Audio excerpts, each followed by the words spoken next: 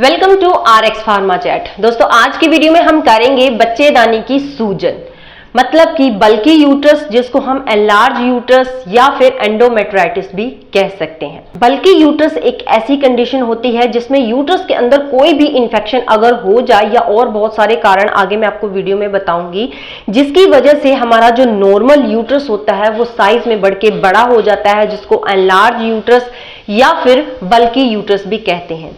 Healthy uterus healthy periods के लिए बहुत ज्यादा रिस्पॉन्सिबल होता है। जो हमारा पीरियड्स का प्रोसेस होता है इसमें यूट्रस इन्वॉल्व होता है। यूट्रस के अंदर के जो टिश्यूज होते हैं, जो ब्लड होता है, जो एंडोमेट्रियम लाइनिंग होती है, वो हर महीने जब एक्स्ट्रा पनपती है तो हमारे यूट्रस को हेल्दी बनाने के लिए हर महीने वो हमारे वेजाइना के रास्ते ब्लड के रूप में निकलती है, जिसको हम पीरियड्स कहते हैं। पीरियड्स जब चलते हैं 5 और 6 दिन के बाद, तब तक एग्स जो होते हैं वो फर्टिलाइज नहीं होते हैं, लेकिन जब पीरियड्स खत्म हो जाते हैं तब यूट्रस को प्रेगनेंसी के लिए हेल्दी माना जाता है। जब किसी लड़की को पीरियड्स आने शुरू हो जाते हैं तब हम कहते हैं कि उसका यूट्रस जो है प्रेगनेंसी के लिए तैयार है। एक वुमेन का जो यूट्रस होता है वो रिस्पॉन्सिबल होता है कि 9 मंथ तक प्रेगनेंसी की फर्टल को, भ्रूण को वो होल्ड करके रखता है, और जितने भी न्यूरिशमेंट, जितने भी विटामिन, न्यूट्रिएंट्स उसकी ग्रोथ के लिए चाहिए होते हैं, उसकी जन्म तक वो यूट्रस प्रोवाइड।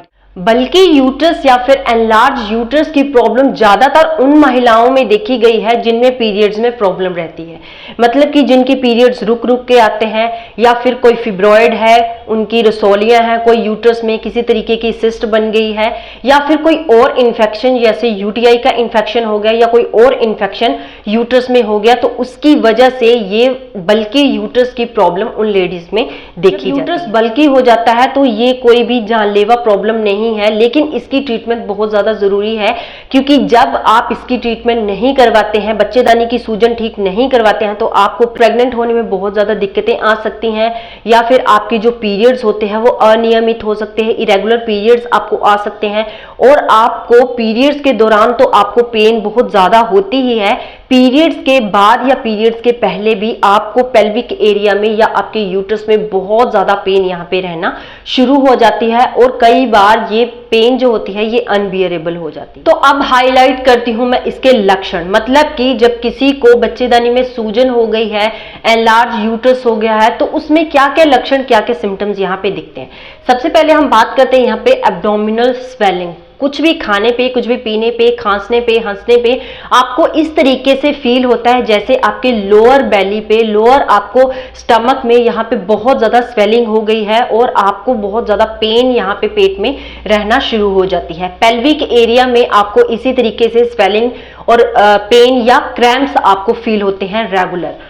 और एबनॉर्मल वेजाइनल ब्लीडिंग, जब ड्यूरिंग पीरियड्स आपको वेजाइनल ब्लीडिंग होती है तो वो ब्लीडिंग एबनॉर्मल होती है, बहुत ज्यादा मात्रा में होती है, और कई बार ये ब्लीडिंग जो होती है वो पेन के साथ आती है। अब हम बात करते हैं नेक्स्ट, वेजाइनल डिस्चार्ज। वेजाइना से वाइट डिस्चार्ज भी आपको रेगुलर यहाँ पे बना रहता है अगर आपके यूट्रस में स्वेलिंग हो गई है। एबनॉर्मल बॉल मूवमेंट, आपको मल त्याग करने में बहुत ज्यादा यहाँ पे दिक्कत होती है, पेन के साथ आपको यहाँ पे स्टूलिनेशन करना पड़ रहा है, पेन के साथ आपको यहाँ पे यूरिनेशन करना पड़ रहा है। सडन वेट गेन, एकदम से आपका जो लोअर बेली फैट है वो बढ़ता जाता है, स्वेलिंग आपके पेट में बनी रहती है। डाइजेशन में प्रॉब्लम होता है, अपच की प्रॉब्लम हो जाती है, कुछ भी आप खाते पीते हैं, चाहे आप नॉर्मल खाना भी खा रहे हैं, तब भी उसको पचने में, तब भी उसको डाइजेस्ट होने में आपको बहुत ज्यादा दिक्कत यहाँ पे रहने लग जाती है। फीवर रहने लग जाता है थोड़े दिनों के बाद, जैसे आपका फीवर ठीक हुआ फिर आपको फीवर हो जाएगा, ठीक होने के बाद फिर आपको फीवर हो जाएगा, और ये फीवर आपको चिल्स के साथ, मतलब इस फीवर में आपको ठंड लगना शुरू हो जाती है। कॉन्स्टिपेशन, आपको ज्यादातर यहाँ पे कॉन्स्टिपेशन की दिक्कत, कब्ज की दिक्कत रहने लग जाती है, और जैसे मैंने आपको बताया कि स्टूलिनेशन करने के टाइम, मल त्याग करने के टाइम आपको कब्ज में बहुत ज्यादा यहाँ पे पेन का सामना करना पड़ सकता है। फीलिंग ऑफ इलनेस, आपकी बॉडी में बहुत ज्यादा थकावट रहना शुरू हो जाती है, आप इस तरीके से फील कर रहे हैं कि आपका शरीर ठीक नहीं है, आपके चलने फिरने को आपका दिल नहीं कर रहा, आपका किसी भी काम में मन नहीं लग रहा है, और आपको यहाँ पे इलनेस की इस तरीके से फील होता है जैसे आपके बॉडी के अंदर बुखार है, जैसे आपको कोई भी बुखार आपको बाहर से फील नहीं हो रहा, लेकिन आपको अंदर से आपको ऐसी फीलिंग हो रही है कि आपकी बॉडी अंदर से बहुत ज्यादा कमजोर हो गई है, बहुत ज्यादा आपको फीवर हो रहा है। पीरियड्स बिफोर टाइम, जैसे कि आपकी कोई डेट है, जैसे कि 1 तारीख आपको पीरियड्स आते हैं, लेकिन 1 तारीख से कम 15 दिन पहले ही आपको पीरियड्स स्टार्ट होने लग जाते हैं। मतलब इरेगुलर पीरियड्स की शिकायत यहाँ पे बहुत ज्यादा रहना शुरू हो जाती है और उन पीरियड्स के दौरान हैवी ब्लीडिंग यहाँ पे होने लग जाती है। नेक्स्ट बात करते हैं बैक पेन। यहाँ पे रेगुलर आपको back pain, lower back pain ज्यादातर बनी रहती है। फ्रीक्वेंट यूरिनेशन, आप एक बार में अपना पूरा यूरिन करने में असमर्थ हो जाते हैं, मतलब थोड़ी थोड़ी देर के बाद आपको यूरिन पास करने जाना पड़ता है। पूरी तरह से एक बार में आपका ब्लैडर यूरिन पास करके खाली नहीं होता है। पेनफुल सेक्सुअल एक्टिविटी, जब आप अपने पार्टनर के साथ इंटीमेट होते हैं तो बहुत ज्यादा पेन का सामना आपको बल्कि यूट्रस की कंडीशन में करना पड़ सकता है। एक्ने की प्रॉब्लम आपके फेस पे देखने को मिलती है जब आपका बल्कि यूट्रस होता है। कई लेडीज का जैसे 45 या 50 की एज के बाद पीरियड्स बंद हो जाते हैं, उसको मेनोपॉज की कंडीशन बोलते हैं।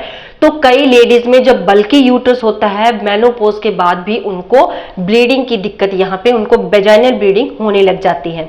लोअर बेली फैट जो है वो बिना किसी रीजन के आपका इंक्रीज होने लग जाता है और आपको पेल्विक एरिया में रेगुलर यहाँ पे पेन का सामना करना पड़ता है। तो ये कुछ लक्षण थे जो कि जिनकी बच्चेदानी में सूजन आ गई है उन लेडीज में रेगुलर देखने को मिलते हैं। अब मैं आपको कुछ कारण बताती हूँ कि किन कारणों की वजह से हमारे यूट्रस के अंदर स्वेलिंग या सूजन आ सकती है।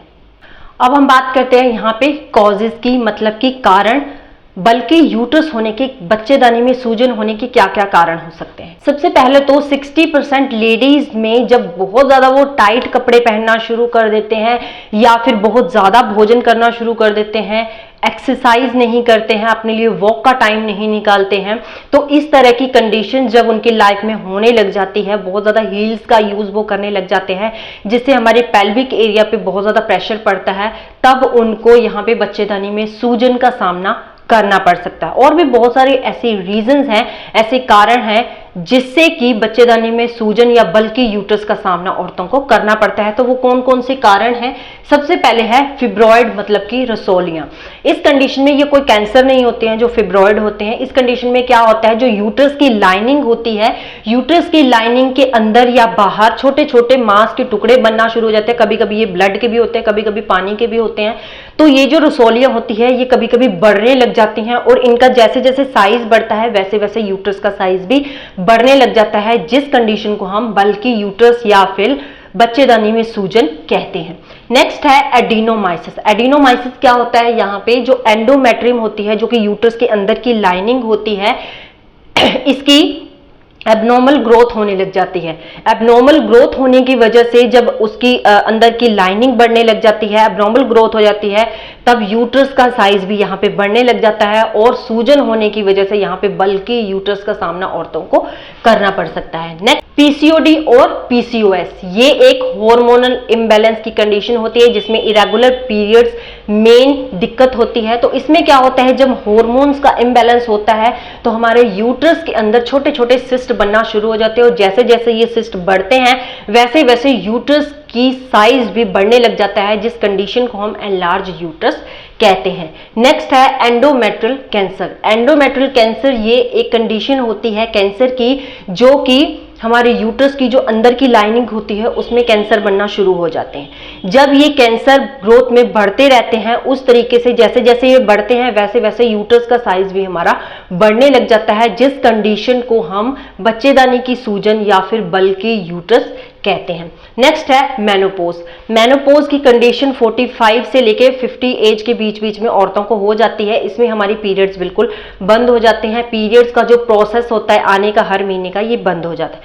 तो इस कंडीशन के बाद क्या होता है, हार्मोन इम्बैलेंस हो जाते हैं। हमारी बॉडी में हार्मोन्स जो सिक्रीट होते हैं वो बहुत ज्यादा चेंज हो जाते हैं। इन हार्मोन्स की सिक्रीशन में बहुत ज्यादा चेंजेस आने की वजह से जो हमारे यूट्रस के अंदर प्रॉब्लम आनी शुरू हो जाती है, जिसकी वजह से वहां पे इन्फेक्शन इन्फेक्शन होना जल्दी शुरू हो जाता है, वहां पे स्वेलिंग आना जल्दी शुरू हो जाती है और इस स्वेलिंग की वजह से बच्चेदानी में सूजन या फिर बल्कि यूट्रस का सामना औरतों को करना पड़ता है। नेक्स्ट है हमारे पास ओवरियन सिस्ट। ओवरियन सिस्ट मतलब ओवरीज में जब सिस्ट बनना शुरू हो जाते हैं, रसोलियां बनना शुरू हो जाती हैं छोटी छोटी, कभी कभी तो ये पानी की होती है और कभी कभी ये ब्लड की होती है। तो जैसे जैसे ये साइज में बढ़ती हैं वैसे वैसे यूट्रस भी साइज में बढ़ता रहता है और इतनी ज्यादा स्वेलिंग हो जाती है कि बल्कि यूट्रस का उसको नाम दिया गया है। ये कुछ कारण थे जिनकी वजह से लेडीज के जो यूट्रस होता है वो बल्कि हो जाता है, बच्चेदानी में सूजन आ जाती है, उनको प्रेग्नेंट होने में बहुत ज्यादा दिक्कतें आने लग जाती हैं और उनकी जो पीरियड्स होते हैं वो स्पेशली इरेगुलर हो जाते हैं, बहुत हैवी ब्लीडिंग के साथ, बहुत पेन के साथ उनको ये पीरियड्स आते हैं। और पीरियड्स के पहले भी और पीरियड्स के बाद भी उनको पेल्विक एरिया में उनके यूट्रस में पेन रहना यहाँ पे शुरू हो जाती है, इसलिए इसकी ट्रीटमेंट बहुत ज्यादा जरूरी है। आज की मेरी वीडियो इतनी ही। नेक्स्ट वीडियो में मैं आपको इसकी ट्रीटमेंट, इसकी डायग्नोसिस और कुछ होम रेमेडीज बताऊंगी, कुछ एक्सरसाइज भी इसके लिए बताऊंगी कि कैसे हम अपने बल्कि यूट्रस को ठीक कर सकते हैं घर पे ही और किस तरीके से हम अपने यूट्रस को, अपने बल्कि यूट्रस को हेल्दी बना सकते हैं। तो चलिए मिलते हैं नई वीडियो में नई इंफॉर्मेशन के साथ। तब तक के लिए goodbye and have a nice day. मेरा मेन मोटिव आपकी अच्छी health. Thank you very much.